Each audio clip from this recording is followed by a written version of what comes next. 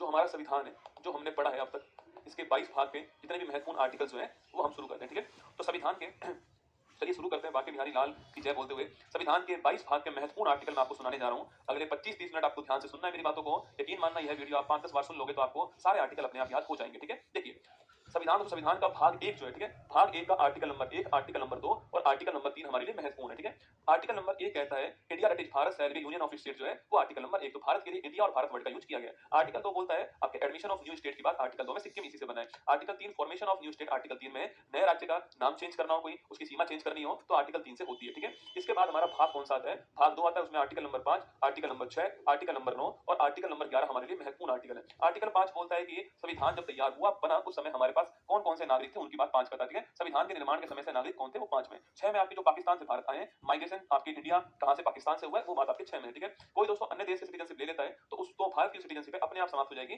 Automatic, वो भाग 9 आपके आर्टिकल 9 के अंदर है। और आर्टिकल 11 मैंने कहा सिटीजनशिप संबंधी जितने भी कानून होंगे वो कानून की पावर आपके संसद के पास होने वाली है, वो आपके आर्टिकल नंबर 11 हो गया। इसके बाद दोस्तों हमारा आर्टिकल 12 हमारे लिए महत्वपूर्ण है। भाग 3 मौलिक अधिकार का भाग है, राज्य की परिभाषा आपके भाग 3 के आर्टिकल नंबर 12 में, ठीक है। आर्टिकल 13 जो है आपके, इसमें जुडिशियल रिव्यू की बात यहां पर होती है। कोई अगर संसद ने एक्ट बनाया, वो एक्ट मौलिक अधिकार का उल्लंघन करता है तो उस एक्ट को समाप्त करने की पावर जो है वो न्यायपालिका के पास होगी, आर्टिकल 13 से, ठीक है। आर्टिकल 14 पूछूं आपसे, रूल ऑफ लॉ और इक्वलिटी बिफोर लॉ की बात जो है आर्टिकल नंबर 14 के अंदर होती है ना। आर्टिकल 15 एक की बात करूं आपसे, आर्टिकल जो 15 एक है इसके अंदर 5 आधार पर एडमिशन में भेदभाव नहीं होगा। धर्म, जाति, लिंग, वंश, जन्म स्थान, इन 5 आधार पर भेदभाव प्रवेश के अंदर नहीं होगा, ठीक है। इसी में आर्टिकल 15 6 महत्वपूर्ण हो गया हमारे लिए, याद कीजिएगा। जो ईडब्ल्यूएस है उसके लिए रिजर्वेशन जो है प्रवेश के अंदर, वो आर्टिकल नंबर 15 6 में लिखा हुआ है, ठीक है। इसके बाद आर्टिकल नंबर 16 पब्लिक जो नियोजन होगा, पब्लिक जो एम्प्लॉयमेंट होगा उसमें अवसर की समानता होगी, आर्टिकल 16 में यही रिजर्वेशन की बात भी कही गई है। और 16 6 जो है वो किसकी बात करता है, ईडब्ल्यूएस की बात करता है रिजर्वेशन की 16 6 के अंदर ना।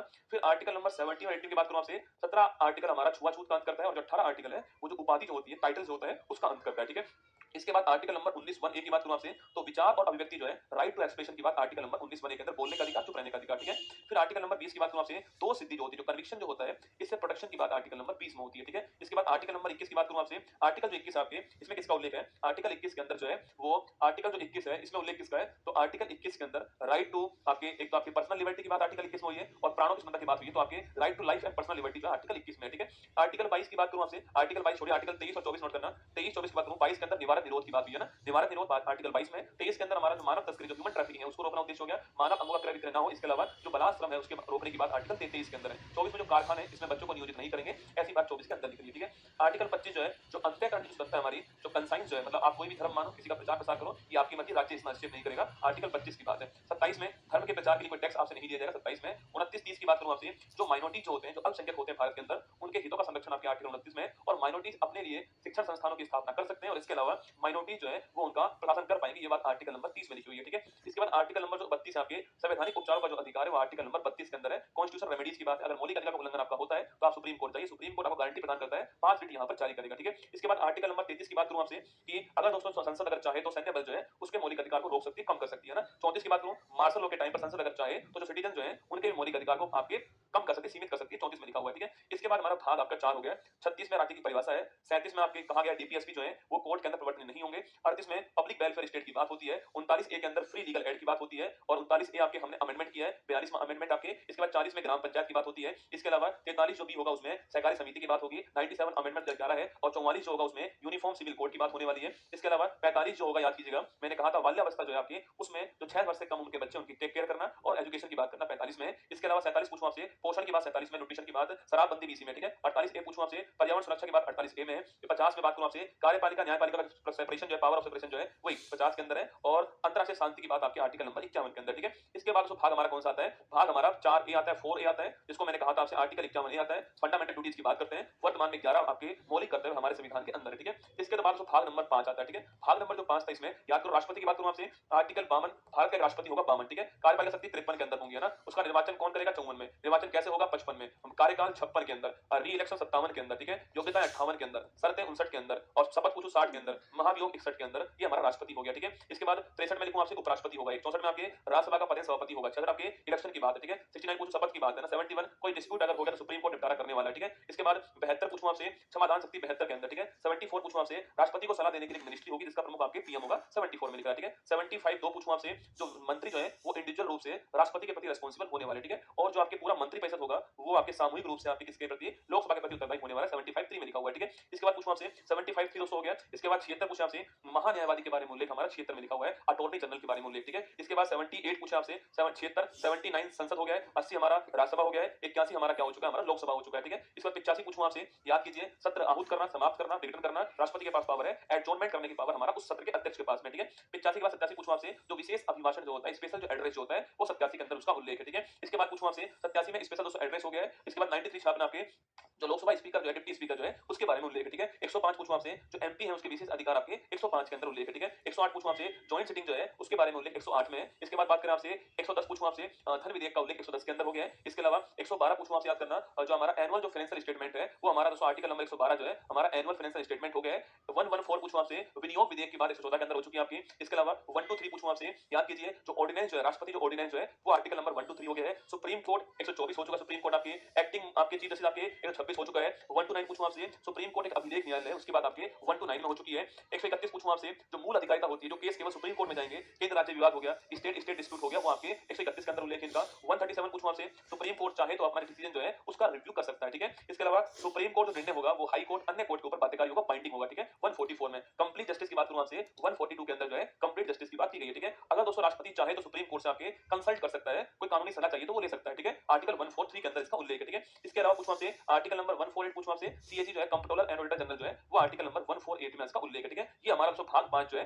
वो हो चुका है, ठीक है। अब बात करूं आपसे भाग 6 की बात करूं आपसे, भाग 6 जो है नोट करना, आर्टिकल नंबर 153 पूछूं आपसे, राज्य का एक राज्यपाल होगा, ये आर्टिकल नंबर 153 है, ठीक है। 154 पूछूं आपसे, राज्यपाल के पास में एग्जीक्यूटिव पावर होंगी आपके 154 में, ठीक है। इसके अलावा पूछूं आपसे 159 छापना, राज्यपाल की शपथ जो है उसका उल्लेख 159 के अंदर आपके शपथ की बात यहां पर है, जो मुख्य न्यायाधीश दिलवाएगा, ठीक है। 161 पूछूं आपसे, तो राज्यपाल जो होगा आपके उसकी जो पार्टनर पावर समाधान शक्ति जो है, तो यहां पर आपके 72 के अंदर थी, वो यहां पर 161 के अंदर, ठीक है। इसके अलावा पूछा आपसे 163 पूछूं आपसे, राज्यपाल को सलाह देने के लिए मिनिस्ट्री होगी और उस मिनिस्ट्री का हेड आपके कौन सीएम होगा, जो बात यहां दोस्तों आपके 74 में है, वो बात यहां पर, तो जो बात वहां पर आर्टिकल 52 में, वो यहां पर 153 में, जो बात 53 के अंदर है वो 154 में, ठीक है। जो बात वहां पर आपके 60 के अंदर, वो बात यहां पर 159 के अंदर, ठीक है। जो बात वहां पर आपके 72 में आपके, वो यहां पर 161 के अंदर है। जो बात वहां पर 74 में है, वो बात यहां पर आपके 163 के अंदर उल्लेख है, ठीक है। एक है 165 आपके एडवोकेट जनरल की बात है, जो बात वहां पर 76 में, वो बात यहां पर आपके 161 के अंदर छापना, 165 के अंदर आपके उल्लेख है, ठीक है। इसके अलावा 168 पूछूं आपसे विधानमंडल, ठीक है। 169 पूछूं आपसे विधान परिषद की बात करता है। 170 पूछूं आपसे ये विधानसभा की बात करता है, 170 आपके उसकी बात करेगा। 174 पूछूं आपसे सत्र आहूत करना, सत्रावसान करना, राज्यपाल की पावर की बात करता है, ठीक है। और 178 पूछूं आपसे, याद कीजिएगा,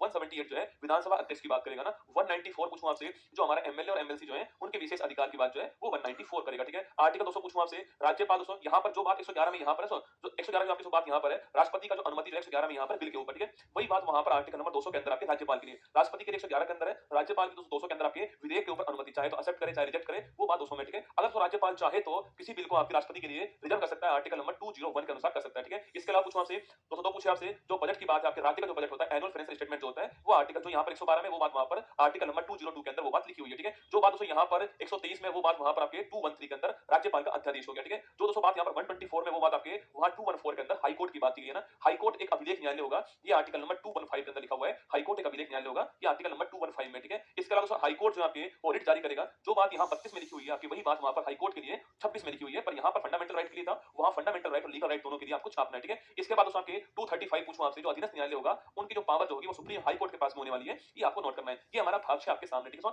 भाग 7 पूछूं आपसे, भाग 7 आप जानते हो ये समाप्त हो चुका है, ठीक है। भाग 7 अंत हो चुका है, जिसमें आर्टिकल नंबर आपको याद होगा, आर्टिकल नंबर जिसमें आपके 238 की बात है, अंत हो चुका है, ठीक है। इसके बाद भाग कौन सा हमारा, इसके बाद भाग हमारा 8 हो गया है। इस भाग 208 के अंदर जो है एक तो आर्टिकल नंबर 239 दोस्तों ए हो गया है और 241 हो गया, ठीक है। पूछूं आपसे दिल्ली के बारे में, आर्टिकल 239 ए हो चुका है, और जो हमारे यूटी होंगे उसमें हाई कोर्ट होगा, ये आर्टिकल 241 के अंदर इसका उल्लेख किया गया, ठीक है। इसके बाद दोस्तों हमारा भाग 9 आता है, ठीक है। भाग 9 आता है, और भाग 9 में लिखना आपके भाग 9 जो आएगा, इसमें हमारा नगर जो हमारा जो रूरल गवर्नेंस है उसकी बात यहाँ पर होगी। 73वां दोस्तों अमेंडमेंट होता है, और इसमें 3-4 आर्टिकल बने हैं। 243 ए हो गया दोस्तों, एक 243 आपके जी हो गया है, एक 243 हमारा आई हो गया है, ये 3 आपके आर्टिकल जो है, और 243 के हो गया, ठीक है। 243 ए में ग्राम सभा का उल्लेख है, 243 जी में पावर, जी फॉर आपके पार्लियामेंट्री पावर का उल्लेख है, आई फॉर इनकम राज्य वित्त आयोग का उल्लेख है, के फॉर आपके इलेक्शन राज्य निर्वाचन आयोग का उल्लेख है भाग 9 में, ठीक है। भाग 9 ए हो गया। इस भाग 9 ए में छापना 243 पूछूं आपसे, 243 दोस्तों आपके वाई का महत्वपूर्ण उल्लेख है, 243 जो के 243 जेड ए जो है इसका उल्लेख है, 243 हमारा जेड डी का उल्लेख है, ठीक है। वाई में आपका क्या इनकम हो गया, आई और वाई, ठीक है, वो नगर पालिका के लिए हो गया, नगर निकाय के लिए, आपके पंचायत के लिए। जो जेड ए आपकी इलेक्शन की बात हो गई, ठीक है, और जेड डी में आपकी क्या है, जो जिला निर्वाचन जो जिला आपकी आयोजन समिति जो है उसकी बात जेड डी के अंदर है, डिस्ट्रिक्ट प्लानिंग कमेटी की यहाँ पर बात 243 जेड डी में, ठीक है। इसके बाद भाग 9 भी हो गया, कौन सा हो गया,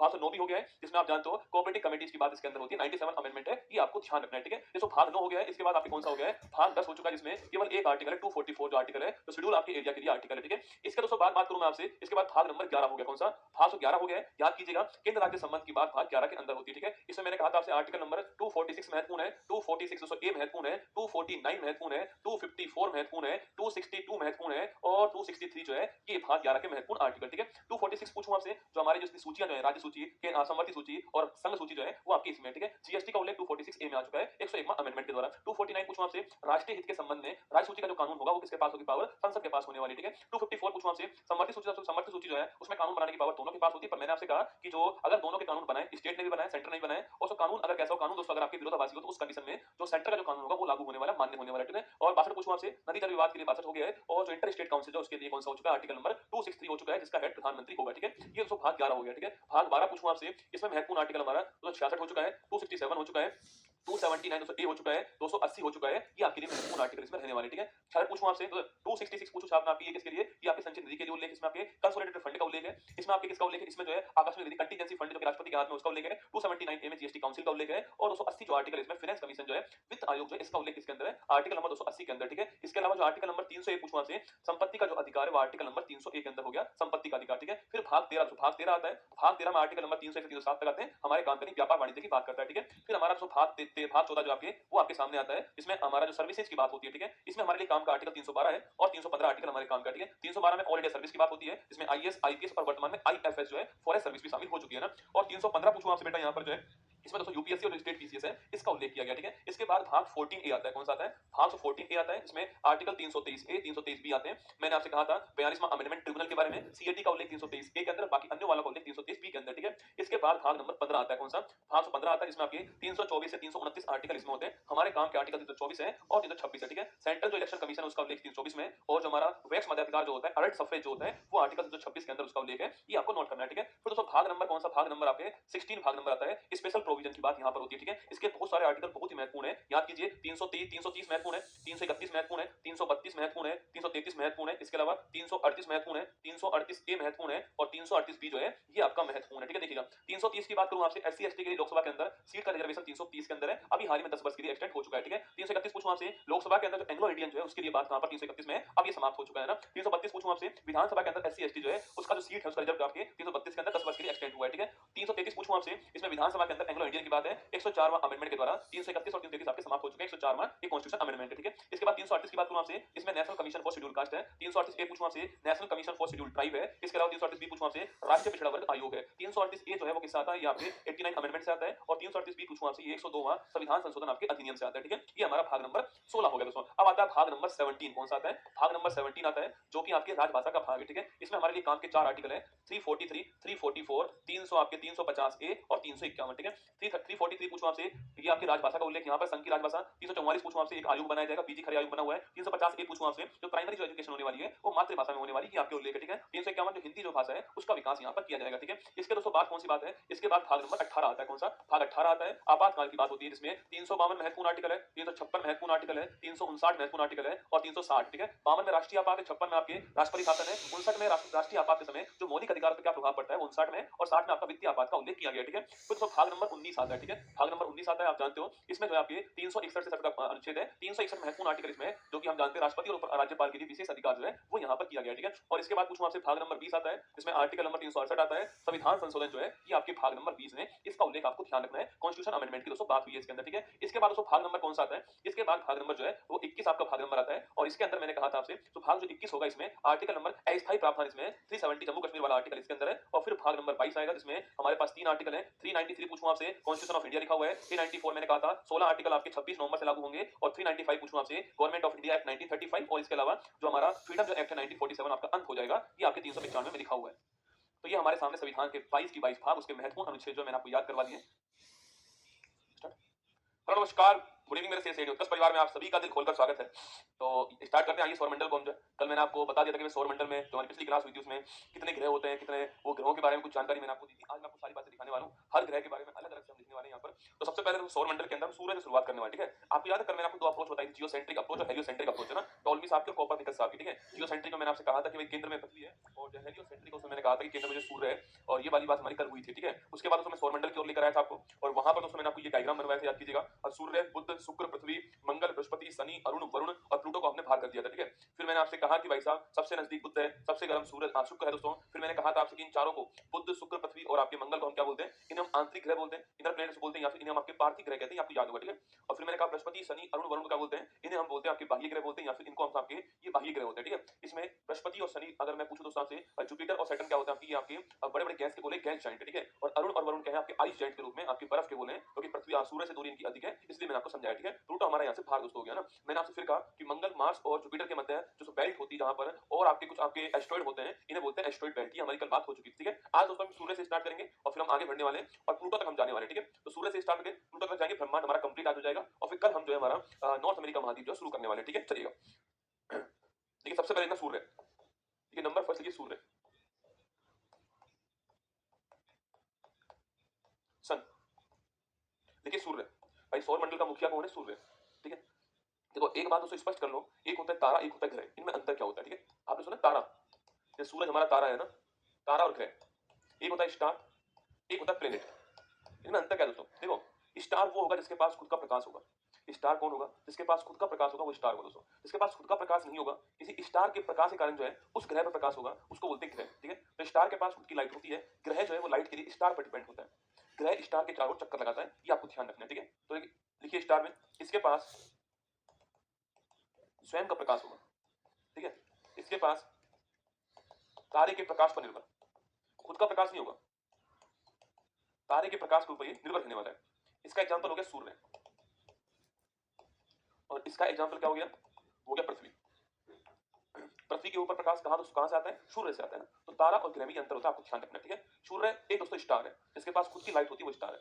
अब दोस्तों पहला सवाल यही बनता है ना कि सर इसके पास में लाइट कहां से आई दोस्तों, तो यहाँ पे रिएक्शन हो रही होती है, उसको बोलते हैं नाभिकीय संलयन अभिक्रिया। उसके तहत सूर्य पर ऊर्जा बनती है दोस्तों ना। और दोस्तों इसके तहत ही आपके लगातार क्या हो रही है, आपके लगातार सूर्य से आपकी ऊर्जा जो है, हीट जो है वो निकल रही है। इसमें हाइड्रोजन और हाइड्रोजन आपस में मिलकर हीलियम बनाते हैं, साथ में एनर्जी रिलीज करते हैं दोस्तों ना। और इसी कारण सूर्य से लगातार जो है वो एनर्जी रिलीज हो रही है, और सूर्य से एनर्जी रिलीज होने का कारण कौन सा है, नाभिकीय संलयन अभिक्रिया, आपको ध्यान रखना है, ठीक है। लिखिए सूर्य एक स्टार है, मतलब तारा है, क्योंकि इसके पास क्या है, खुद की लाइट है, मतलब प्रकाश है, ठीक है। कल एलडीसी का एग्जाम हुआ, मतलब मेरा तो ऐसा मानना है, कोई एक आध सवाल तो मैं कहूँ नहीं आपसे, मतलब जितने भी सवाल उसमें आए थे ना, इंडिया जीके से या वर्ल्ड जीके से, आपको 99% सवाल आपको ब्रह्मास्त्र से मिल जाएगा, या फिर जो अपनी बुक है ना जीके जीएस वाली बुक जो है उनसे मिल जाएगा, आप चेक कर लेना, 99% सवाल मिल जाएंगे ना। माना कि दोस्तों पेपर आउट ऑफ सिलेबस था उनके लिए ना, क्योंकि उनके सिलेबस में वो लिख नहीं रहा था, पर अपनी क्लास के सिलेबस के अंदर था, ठीक है। तो लिखिएगा आपके सूर्य पर ऊर्जा का स्रोत, सूर्य पर ऊर्जा का स्रोत नाभिकीय संलयन है,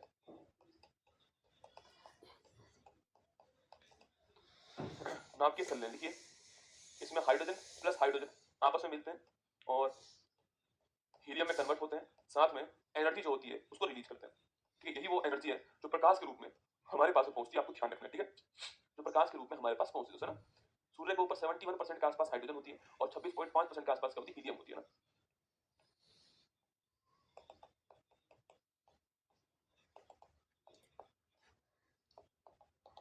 तो सूर्य पर जो हाइड्रोजन होती है वो आपके 70-71% के आसपास होती है, जो हीलियम होती है वो 26.5% के आसपास होती है, आपको ध्यान रखना है, ठीक है।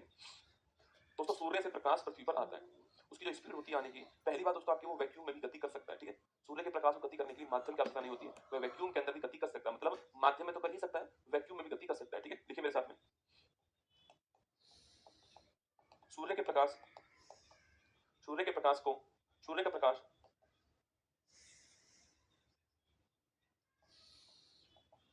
सूर्य का प्रकाश निर्वात वैक्यूम में भी गति कर सकता है, ठीक है। ध्यान रखना आपको, गति कर सकता है नहीं केवल, इसकी सर्वाधिक स्पीड भी कहां पर होती है, वैक्यूम में होती है। देखिए सूर्य के प्रकाश की सर्वाधिक गति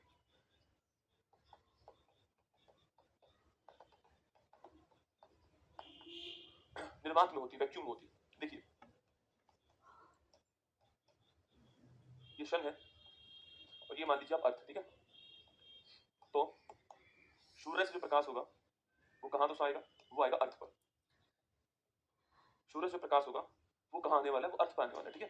तो देखिए पहली बात दोस्तों आपकी दूरी कितनी तय करता है, आपके जो डिस्टेंस आपको एक बड़ी दूरी तय करके आता है, इसकी स्पीड पता है 3 लाख किलोमीटर पर सेकंड इसकी स्पीड होती है दोस्तों आपके। 3 लाख किलोमीटर पर सेकंड जो है वो सूर्य की जो प्रकाश है उसकी स्पीड आपकी पृथ्वी की ओर होती है, ठीक है। और दोस्तों आपके 8 मिनट 16 सेकंड के आसपास जो है वो यहाँ पर पहुंच जाता है, ठीक है। लगभग 8 मिनट के अंदर आपके वो यहाँ पर पहुंचता है। तो इसकी स्पीड कितनी होती है 3 लाख किलोमीटर पर सेकंड। लिखना पूरा लिखिएगा 3 लाख, इसको बोलते हैं 3 × 10⁻8 मीटर पर सेकंड या फिर 3 लाख किलोमीटर पर सेकंड, कुछ भी कह दीजिए आप।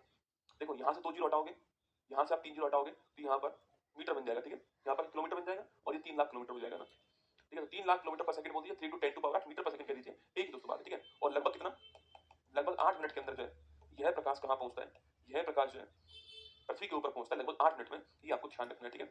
तो सूर्य का प्रकाश लगभग 8 मिनट के अंदर 3 लाख किलोमीटर पर सेकंड की स्पीड से पृथ्वी पर पहुंचता है, ये आपको ध्यान रखना है दोस्तों, पृथ्वी पर पहुंचता है, ये आपको नोट करना है, ठीक है। अब दोस्तों सूर्य का जो बाहरी भाग हमें दिखाई देता है, आपके जो हमें आंखों से दिखाई देता है, जो हम देखते हैं आंखों से जो भाग हमें दिखाई देता है उसको बोलते हैं फोटोस्फीयर या फिर उसको बोलते हैं प्रकाश मंडल, जिसका तापमान 6000 डिग्री सेंटीग्रेड के आसपास दोस्तों होता है। इतना तापमान दोस्तों उसका होता है, ठीक है। देखिए फोटो दिखाता हूं आपको, यहाँ देखिए दोस्तों ना, इस फोटो को देखिए गौर से, यहाँ समझाता हूं आपको। मैंने आपसे कहा कि सूर्य का वह भाग जो हमें दिखाई देता है आंखों से, सबसे बाहरी जो भाग होता है उसको बोलते हैं क्या, उसको बोलते हैं फोटोस्फीयर या फिर दोस्तों आपके प्रकाश मंडल कहते हैं, ठीक है। तो यह दोस्तों आपके जो भाग हमें दिखाई दे रहा है आपके, इसे क्या बोलेंगे आपके, इसे बोलते हैं आपके प्रकाश मंडल कहते हैं या फिर फोटोस्फीयर कहते हैं, आपको ध्यान रखना है, ठीक है। इसे हम फोटोस्फीयर कहते हैं, आपको ध्यान रखना है ना। तो सूर्य का वह भाग जो दीप्तिमान सतह के रूप में दिखाई देता है, चमकता है हमें, उसे हम फोटोस्फीयर बोलते हैं, क्या बोलते हैं उसे हम फोटोस्फीयर कहते हैं, आपको ध्यान रखना है, ठीक है।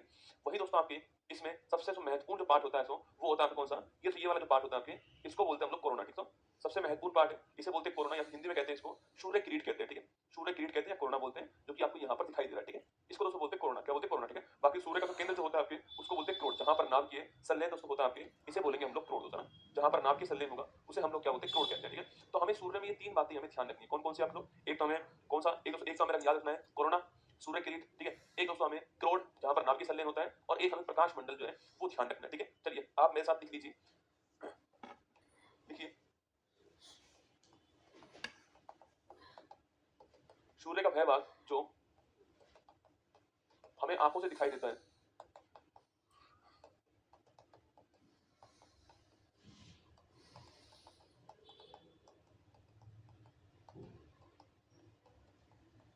उसे प्रकाश मंडल या फोटोस्फीयर कहते हैं, उसे प्रकाश मंडल या फोटोस्फीयर कहते हैं, ये आपको ध्यान रखना है, ठीक है। तापमान कितना होता है, तापमान लगभग 6000 डिग्री सेंटीग्रेड होता है, ठीक है। देखिए सूर्य का वह भाग, सूर्य का वह सबसे आंतरिक भाग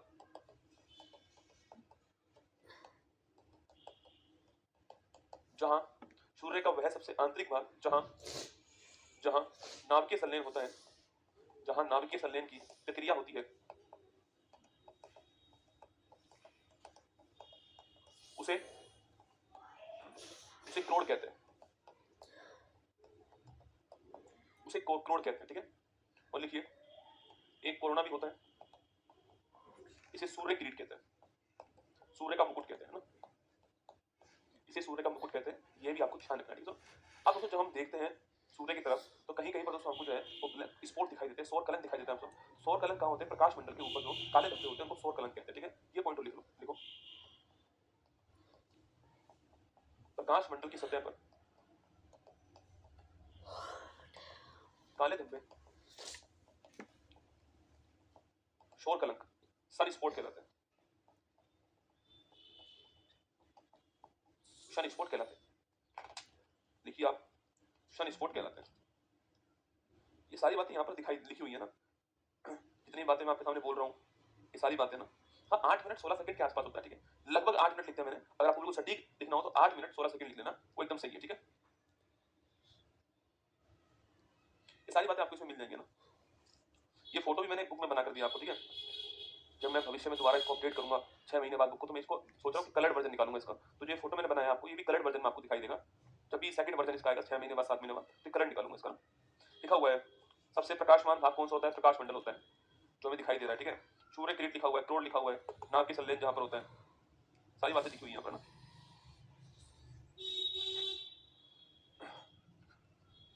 लास्ट पॉइंट और लिख दीजिए। देखिए ये हमारा पृथ्वी है, ठीक है, और ये इसका नॉर्थ पोल, ये इसका साउथ पोल, ठीक है। अगर दोस्तों सूर्य का प्रकाश सौर ज्वाला है वो यहाँ पर पहुंचेगी तो उसका नाम क्या होगा दोस्तों, और यहाँ पर पहुंचेगी तो नाम क्या होगा, ये आपको बताना है। सोच के बताओ, पूछूं आपसे, सौर ज्वाला जो है उसका प्रकाश जब नॉर्थ पोल पर पहुंचता है तो दोस्तों उसका नाम क्या होता है? बताओ, लिखिएगा। इसको बोलते हैं अरोरा बोरियोलिस, कभी कभी पूछ लेता है इस सवाल, ठीक है। इसको बोलते हैं आपके एरोरा, एरोरा एरोरा बोरियोलिस कहते हैं, ठीक है। और इसको बोलते हैं एरोरा ऑस्ट्रेलिस,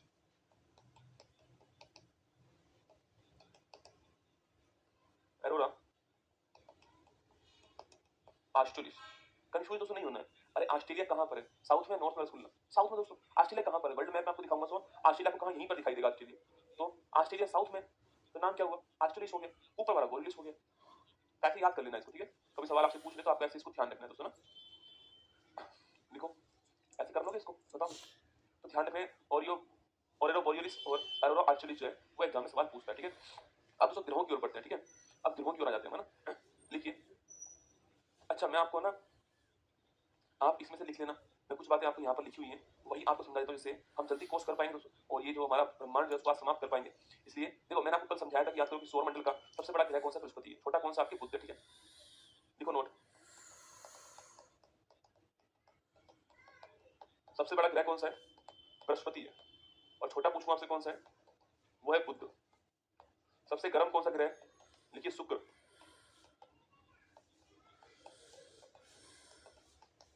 सांझ का तारा, भोर का तारा, लिखो शुक्र, वीनस, लिखो वीनस। सांझ का तारा, भोर का तारा, वीनस। कौन से दो विपरीत दिशा में घूमते हैं, अरे यू भी याद करो ना, याद करो। मैंने कहा था ना कि सभी ग्रह सूर्य की परिक्रमा पश्चिम से पूर्व की ओर करते हैं, पर दो ग्रह कौन कौन से आपके, शुक्र और अरुण, वो ग्रह हैं जो कि पूर्व से पश्चिम की ओर परिक्रमण करते हैं, ठीक है। लिखिए मेरे साथ में, सभी ग्रह सूर्य की, चाहे कि सभी ग्रह सूर्य की परिक्रमा, सभी ग्रह सूर्य की परिक्रमा पश्चिम से पूरब की ओर करते हैं।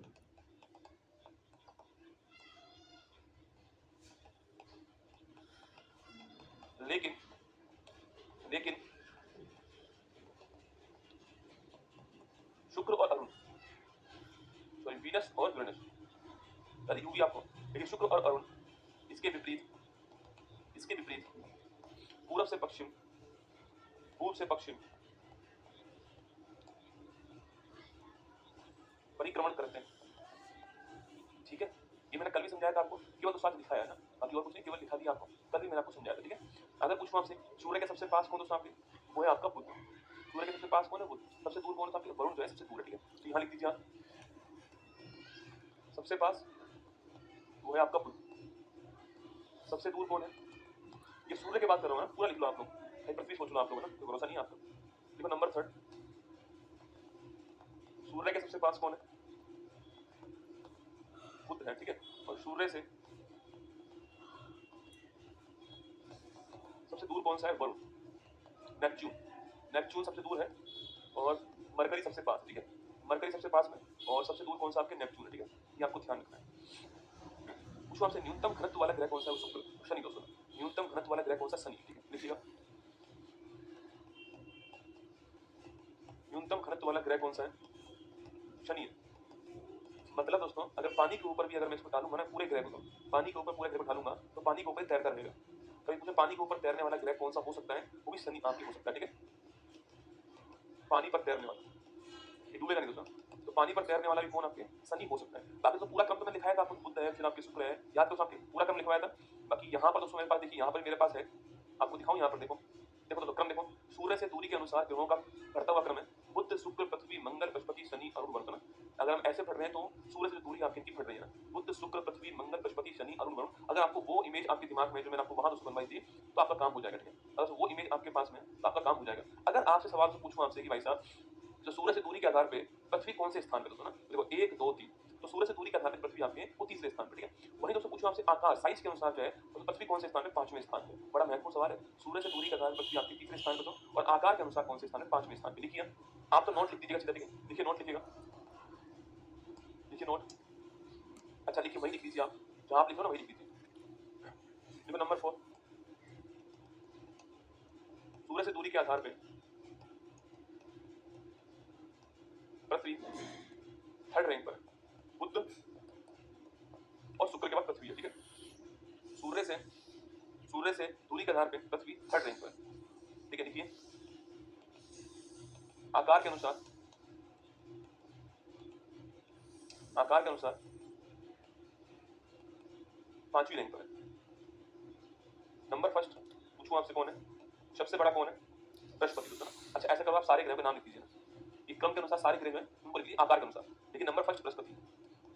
अरे कोई ट्रिक तो याद नहीं करनी है, मैंने जब कल डायग्राम बनवाया तो मैंने कहा था कि साइज जो मैं बना रहा हूँ आपको वही बनाना है दोस्तों, अगर आपको याद होता ना चेक करना उसमें यही मिलेगा आपको। बृहस्पति शनि, देखिए अरुण वरुण, देखिए बृहस्पति शनि अरुण वरुण, इतना पृथ्वी, पृथ्वी मंगल शुक्र, पृथ्वी शुक्र मंगल और बुध, शुक्र मंगल और बुध, ठीक है। बृहस्पति शनि अरुण वरुण पृथ्वी शुक्र मंगल बुध जो है ये आपको क्रम ध्यान रखना है। कभी पूछे तो आपसे, देखो ये वाला तो आप जान चुके होंगे, उसी में आपको दिखाई दे रहा है। ये वाला मैंने आपसे कहा था कि ढंग से बनाना, तो फिर भी आप यहाँ पर एक बार लिख दीजिए बृहस्पति शनि अरुण वरुण पृथ्वी। तो पृथ्वी कौन से स्थान पे? पांचवें स्थान पे। ये सवाल पूछ सकता है, सवाल का लेवल ठीक ठाक होगा ना, सवाल पूछ सकता है आपसे शुक्र मंगल बुध जो है यह भी आपको ध्यान रखना है, ये भी सवाल आपसे पूछ सकता है दोस्तों ना।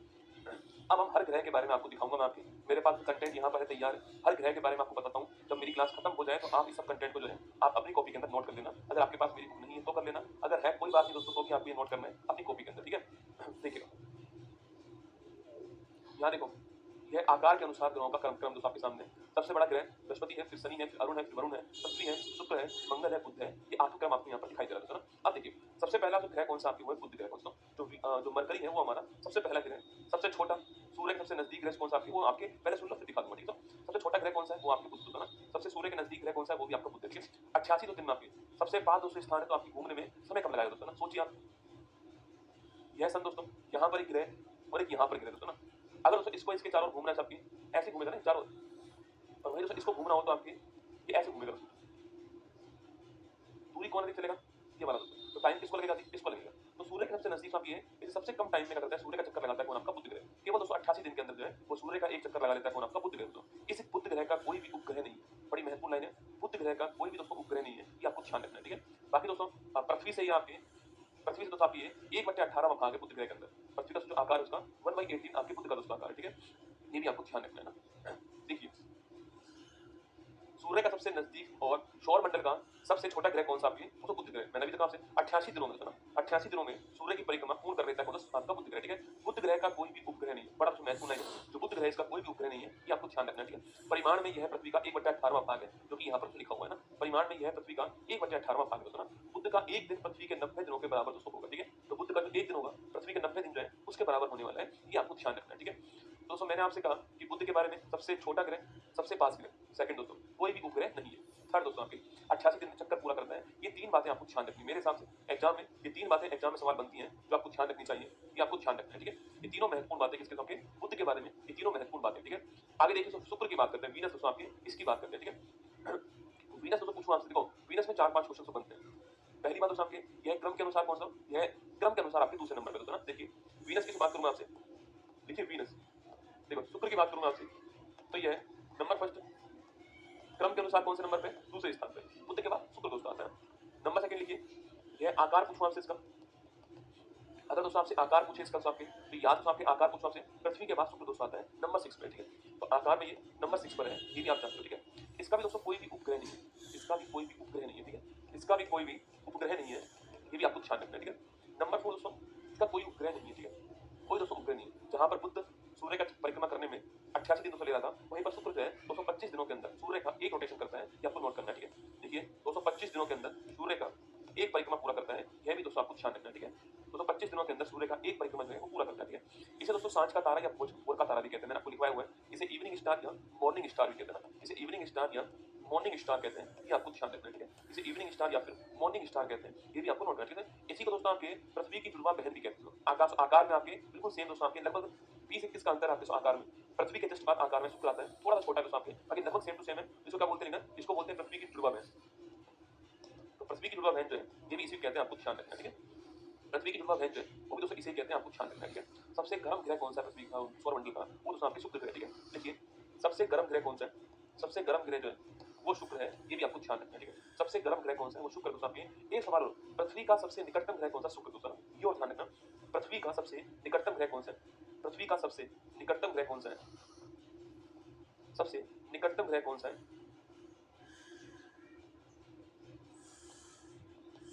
ये भी शुक्र है। देखो बुध के समान इसका भी कोई उपग्रह नहीं है दोस्तों ना। सूर्य से निकटवर्ती दूसरा ग्रह कौन सा है, आपके शुक्र है। सूर्य की परिक्रमा दोस्तों 25 दिनों में पूरी करने वाला कौन हो गया, आपके शुक्र हो गया, ठीक है।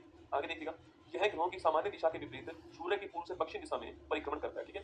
पृथ्वी के सर्वाधिक निकटतम ग्रह कौन सा है, सूर्य, आपके शुक्र है ना। इसे सांझ का तारा, द फोर का तारा भी हम लोग कहते हैं, ठीक है। इसे पृथ्वी की जुड़वा बहन भी कहते हैं। ये सारे पॉइंट मैंने आपको लिखा दिए, एग्जाम में सवाल पूछे तो आप करके आपको ये 8-9 पॉइंट सूर्य के बारे में ध्यान रखना है। इसका क्रम सेकंड स्थान है, आकाश छठे स्थान पर है, उपग्रह कोई भी नहीं है इसका, बुध का कोई भी उपग्रह नहीं है, शुक्र का कोई भी उपग्रह नहीं है, ठीक है। बुध को पूरा करने में 88 दिन लगते हैं और शुक्र जो वीनस है उसको एक चक्कर पूरा करने में 25 दिन लगते हैं, ठीक है। वहीं पर इसको इवनिंग स्टार, मॉर्निंग स्टार भी कहते हैं दोस्तों। पृथ्वी की जुड़वा बहन भी इसी को बोलते हैं। पृथ्वी का सबसे निकट ग्रह कौन सा, आपको शुक्र ग्रह हो गया ना। सबसे गर्म ग्रह पूछूं आपसे, वो भी यही हो गया। ये सारी बातें आपको यहाँ पर ध्यान रखनी है, ठीक है। तो मैंने आपसे ये सारी बातें कही। देखो बुध का आपके परिक्रमण काल कितना है, 88 दिन है।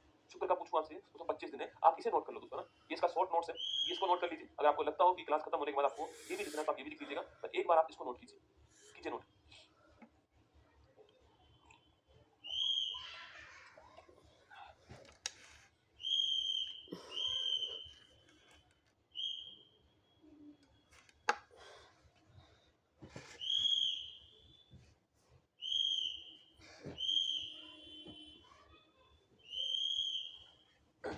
ठीक है, अब देखिए नंबर थर्ड दोस्तों हमारा पृथ्वी आ गया। सूर्य से दूरी के आधार पे कौन सा नंबर पर है, तीसरे स्थान पर दोस्तों। और तो मैं पूछा आपसे कि जो आकार है उसके अनुसार पांचवें स्थान पर, ये हम डिस्कस कर चुके हैं, ठीक है। ये दोनों पॉइंट आपको ध्यान रखने हैं दोस्तों ना। पूछूं आपसे सो, यह पश्चिम से पूरब घूमता है। मैंने आपसे कहा था शुक्र आपको ध्यान रखना है कि पूरब से पश्चिम घूमता है, ठीक है। यहाँ देखिए यह पूरब से पश्चिम, मैंने कहा था आपसे ना ये पूरब से पश्चिम जो है वो रोटेशन करता है, वो हम पहले भी आपको लिखा चुके हैं। तो शुक्र में दोस्तों आपको ये बात ध्यान रखनी है, ठीक है। बाकी तो पृथ्वी हम बात कर रहे हैं, पृथ्वी की आपके सामने देखना, सूर्य से दूरी के क्रम में तीसरा ग्रह और पांचवा सबसे बड़ा ग्रह, ये दोनों बातें हम कर चुके हैं दोस्तों ना। पश्चिम से पूरब के भ्रमण करती है, ये बात भी हम कर चुके हैं आपसे। तो ही इसके अपवाद है शुक्र और आपका कौन सा, अरुण दोस्तों ना। पृथ्वी अपने अक्ष पर 23.5 डिग्री झुकी हुई है, ये एक बड़ी महत्वपूर्ण दोस्तों लाइन है। पृथ्वी अपने अक्ष पर 23.5 डिग्री झुकी हुई है, ये सवाल आपको ध्यान रखना है दोस्तों ना। देखिए ये दोस्तों पृथ्वी हो गया ना,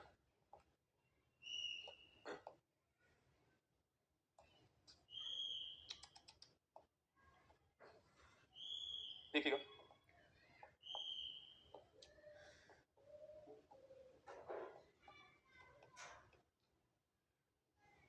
यह पृथ्वी दोस्तों ना। इसके बाद देखिए, देखिए तो पृथ्वी अपने अक्ष पर आपके 23.5 डिग्री जो है झुकी हुई है दोस्तों ना। इसका दोस्तों अक्ष होना चाहिए था ये होना चाहिए था दोस्तों ना, ये होना चाहिए था। पर दोस्तों ये आपके कुछ दोस्तों आपके ऐसे, दोस्तों ऐसे है ना। तो अगर दोस्तों पूछूं आपसे कि भाई ये यहाँ से आपके दोस्तों यहाँ से आपके 23.5 डिग्री क्या है, झुकी हुई है। 23.5 डिग्री जो है वो झुकी हुई है, जो कि शायद आपको दिखाई दे रही होगी दोस्तों ना। यह 23.5 डिग्री आपसे झुकी हुई है यहाँ पर आपके सामने दोस्तों ना। 23.5 डिग्री झुकी हुई है। आप दोस्तों इस वाली को भूल जाओ, ये ऐसे, तो ऐसे होना चाहिए था ना, ये ऐसा होना चाहिए था। पर दोस्तों ये ऐसे नहीं हो पाया आपके, ये तो ऐसे होना चाहिए था आपके, ये नहीं हो पाया था ना।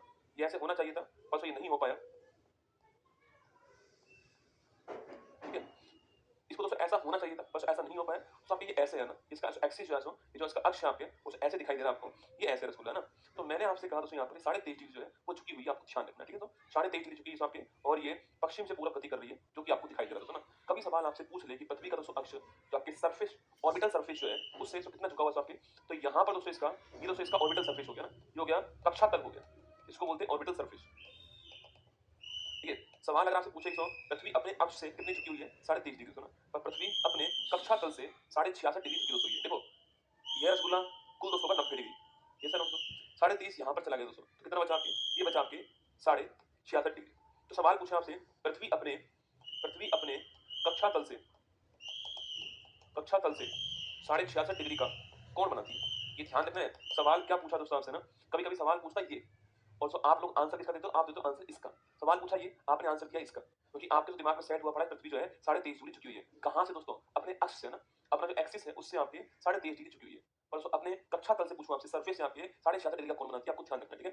पृथ्वी अपने कक्षा तल से 66 डिग्री का कोण बनाती है, ये आपको ध्यान रखना है ना, ये नोट करना आपको, ठीक है। ये नोट कर लोगे, ध्यान रखोगे इस बात को आपके, ये आपको बड़ा महत्वपूर्ण क्वेश्चन बनेगा ना। देखिए बुध ग्रह 88 दिन दोस्तों ना। शुक्र ग्रह 255 दिन जो है वो लगाता है दोस्तों ना। और जो हमारा पृथ्वी है वो कितना आपकी अर्थ जो है आपकी वो 365 दिन और 6 घंटे दोस्तों इतना लगाती है, ठीक है। 365 दिन और 6 घंटे, देखिए एक साल में 365 दिन और 6 घंटे दोस्तों होते हैं, वही आपके सामने, ठीक है। 2 साल बाद दोस्तों आपके यह 365 मल्टीप्लाई 2 हो जाएगा और वही दोस्तों आपके 6 मल्टीप्लाई 2 हो जाएगा, ठीक है। 3 साल दोस्तों बाद आपके 3 साल बाद आपके ये मल्टीप्लाई 3 हो जाएगा और ये आपका मल्टीप्लाई 3 हो जाएगा, ठीक है। 4 साल दोस्तों बाद आपके 4 साल बाद जो है ये मल्टीप्लाई से 4 होगा, ये मल्टीप्लाई से 4 होगा, ठीक है। ये होगा मल्टीप्लाई से 4 होने का 24 घंटे, ठीक है। और दोस्तों यह बन गया एक दिन, यह एक दिन दोस्तों हो गया। दोस्तों हर 4 साल बाद में एक दिन आपका एक्स्ट्रा हो जाएगा। इसलिए दोस्तों हर 4 साल में एक लीप वर्ष होता है, लीप दोस्तों ईयर होता है। जैसे ये जो साल चल रहा है ये लीप ईयर चल रहा है इस समय। इसमें फरवरी माह में 29 दिन थे, फरवरी माह में एक दिन एक्स्ट्रा था, इसलिए इसको लीप ईयर कहते हैं, ठीक है। देखिए लीप वर्ष, देखिए हर 4 वर्ष में हर 4 वर्ष में हर 4 वर्ष में एक वर्ष 366 दिन का होता है। और यहाँ पर तो फरवरी जो माह है आपका ये 29 दिन का होता है। फरवरी माह 2021 2022 2023 ना, देखना फरवरी माह 2021 2022 2023 में फरवरी माह में 28 डेज थे, लेकिन 2024 देखना यहाँ पर फरवरी माह के अंदर 29 दिन है। 2021 2022 2023 में फरवरी माह में 28 दिन थे, 2024 के अंदर फरवरी माह में 29 दिन हो गए। इसको बोलते हैं लीप वर्ष कहते हैं, इसको लीप ईयर्स कहते हैं, ठीक है। सौर मंडल का दोस्तों अकेला ग्रह जहां पर जीवन संभव दोस्तों है ना, ऐसा ग्रह जहां पर जीवन संभव है वो ग्रह कौन सा आपके, वो आपका पृथ्वी दोस्तों। यहाँ पर पानी है आप जानते हो दोस्तों, इसलिए इसे नीला ग्रह बोलते हैं, ठीक है। यहाँ पानी है इसलिए इसको नीला ग्रह बोलते हैं ना। चंद्रमा एकमात्र पृथ्वी का उपग्रह, यह भी दोस्तों आपको नोट करना है, ठीक है। चंद्रमा एकमात्र पृथ्वी का उपग्रह, यह भी आपको ध्यान रखना, ठीक है। मतलब दोस्तों आपकी नेचुरल उपग्रह बुध का और शुक्र का कोई भी दोस्तों उपग्रह नहीं है। भारत का एक चंद्रमा जो है वो एकमात्र दोस्तों उपग्रह, उपग्रह मतलब आपके मतलब दोस्तों आपके जो ग्रह के चारों चक्कर लगाता है वो था उपग्रह। ग्रह स्टार के चारों चक्कर लगाएंगे और जो आपका उपग्रह सैटेलाइट होगा आपके वो ग्रह के चारों चक्कर लगाएगा, ये आपको ध्यान रखना है, ठीक है। आगे बढ़े तो आपके अब आपके सामने चंद्रमा जो है उसकी दोस्तों बात करते हैं, ठीक है। जो हमारा जो मून है उसकी बात करते हैं। देखिए सबसे पहले दोस्तों आपके मून की बात करूं आपसे, सबसे पहले आपके कुछ बातें आप मेरे साथ में इसके नोट कर लीजिए ना। देखिए मून, देखो पहली बात दोस्तों आपकी स्टडी ऑफ मून किसको बोलते हैं, सेलेनोलॉजी को। आपके चंद्रमा की सतह और जो उसकी इंटरनल स्ट्रक्चर है उसका जो अध्ययन होता है उसको क्या बोलते हैं, उसको बोलते हैं सेलेनोलॉजी, ठीक है। तो देखिए सेलेनोलॉजी, चंद्रमा की सतह और जो उसकी आंतरिक संरचना है इसका जो अध्ययन होता है इसको बोलते हैं सेलेनोलॉजी। चंद्रमा की सतह और जो इंटरनल स्ट्रक्चर है उसकी उसका जो अध्ययन होता है उसको हम बोलते हैं सेलेनोलॉजी। ये आपको ध्यान रखना चाहिए। पृथ्वी का एकमात्र उपग्रह कौन सा आपके, वह चंद्रमा। पृथ्वी का एकमात्र उपग्रह कौन सा है, वह चंद्रमा, ठीक है। पृथ्वी का दोस्तों एकमात्र उपग्रह कौन सा है, चंद्रमा। मैंने आपसे कहा दोस्तों उपग्रह जो ग्रह होता है उसके चारों ओर चक्कर काटते हैं, ये मैंने आपसे कहा, ठीक है। तो चंद्रमा पृथ्वी के चारों ओर चक्कर काटने के लिए 27 घंटे 27 दिन 8 घंटे का समय लेता है, ये आपको नोट करना है, ठीक है। पृथ्वी का एक चक्कर लगाने में 27 दिन 8 घंटे का समय लगता है, ठीक है। 27 दिन दोस्तों 8 घंटे का टाइम लगता है, ये भी आपको ध्यान रखना सुना। हमारे यहाँ पर तो जी का मान होता है कितना आपकी ग्रेविटी, तो हमारे यहाँ पर जो होती है वो होती है 9.8 मीटर पर सेकंड स्क्वायर। जी की वैल्यू आपने सुनी दोस्तों की। पर दोस्तों अगर दोस्तों हम यहाँ से चांद पर जाएं आपके तो वहां पर आती है, इसको लूनर बोलते थे ना, चांद मून बोलते सामने हो, इसी को लूनर भी बोलते हैं, ठीक है। इसके तो ऑर्बिट को लूनर ऑर्बिट कहते हैं, ठीक है। जैसे कक्षा है इसको लूनर ऑर्बिट भी कहते हैं। तो लूनर चांद मून दोस्तों एक ही बात, चंदा मामा, ठीक है। तो अगर दोस्तों हम चांद पर जाएं तो वहां पर दोस्तों आपकी वहां पर जो ग्रेविटी होगी उसका मान 1/6 होगा। मतलब यहाँ का 1/6 भाग ग्रेविटी जो है वो वहां पर दोस्तों है। देखिए जी मतलब ग्रेविटी कहां पर, मून के ऊपर कितनी है, 1/6 जी ऑफ ई। मतलब चांद जो है मून के ऊपर जो ग्रेविटी है वो अर्थ की ग्रेविटी का 1/6 है। मून के ऊपर जो ग्रेविटी है वो अर्थ की ग्रेविटी का 1/6 है, ये आपको ध्यान रखना है। और वही दोस्तों आपके द्रव्यमान पूछूं आपसे, मास पूछूं आपसे, वो 1/81, ये भी आपको नोट करना है, ठीक है। देखिए द्रव्यमान मून का जो है वो 1/81 किसका है, द्रव्यमान अर्थ, ठीक है। तो जो मून का जो द्रव्यमान है वो अर्थ की तुलना में 1/81 भाग है, और जो मून का जो ग्रेविटी है वो अर्थ की तुलना में 1/6 भाग है, ये आपको ध्यान रखना है दोस्तों ना। अगर आपसे सवाल पूछूं यहाँ पर सो मून और अर्थ के बीच में एवरेज दूरी कितनी है, लगभग दूरी आपके 3.84 लाख किलोमीटर स्क्वायर है। लाख किलोमीटर जो है एवरेज दूरी है अर्थ और मून के बीच में। देखिए यह अर्थ और ये हो गया मून, ठीक है।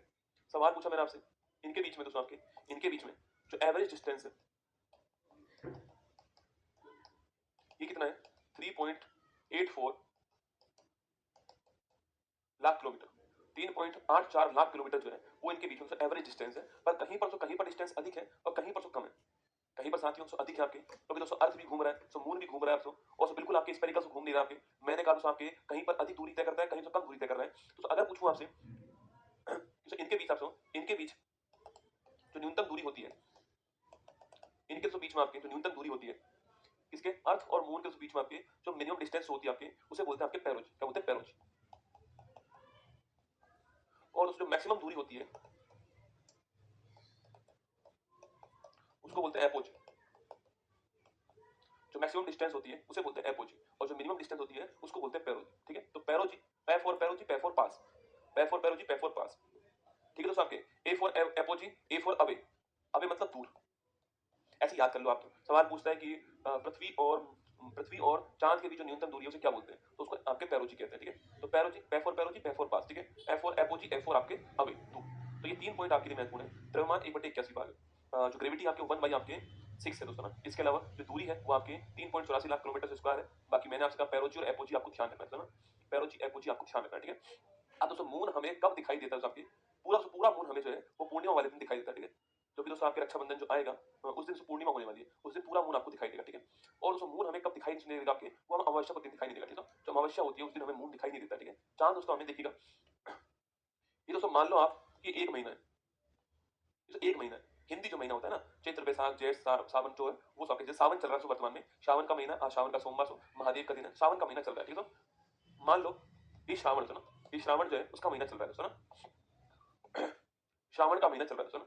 इससे पहले जो महीना रहा होगा उसकी दोस्तों पूर्णिमा होगी। ठीक है, और फिर दोस्तों इसके बाद में 21वें पक्ष जो है वो श्रावण मास का शुरू हुआ होगा। उस पिछले वाले महीने की जो पूर्णिमा होगी, और फिर दोस्तों उसके बाद में श्रावण मास का कृष्ण पक्ष जो है वो शुरू दोस्तों हो गया होगा। इसके साथ ही दोस्तों आपके इसके 15 दिन, आपके इसके 15 दिन मैं से दूर जाऊंगा मैं आपको, 1 2 3 4 5 6 7 8 9 10 11 12 13 14 15 यहां पहुंचूंगा, तो इसको बोलते हैं अमावस्या।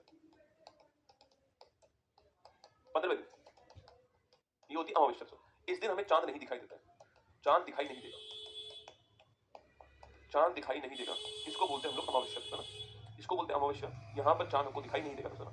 और इसके बाद दोस्तों आपके अमावस्या के बाद में स्टार्ट होगा शुक्ल पक्ष, जो भी चल रहा है। तो वर्तमान जो चल रहा है ना सावन मास का, वो चल रहा है शुक्ल पक्ष दोस्तों ना, इसको बोलते हैं शुक्ल पक्ष दोस्तों ना। और जो इसका अंत जो होगा आपके वो होगा पूर्णिमा, और फिर दोस्तों यहाँ पर एक नया महीना शुरू हो जाएगा पूर्णिमा के बाद दोस्तों ना। तो पूर्णिमा इस महीने का अंतिम दिन होगा। ठीक है, पूर्णिमा जो है वो इस सावन महीने का अंतिम दिन होने वाला है, जो कि दोस्तों आपके रक्षाबंधन वाले दिन होने वाला है। ठीक है,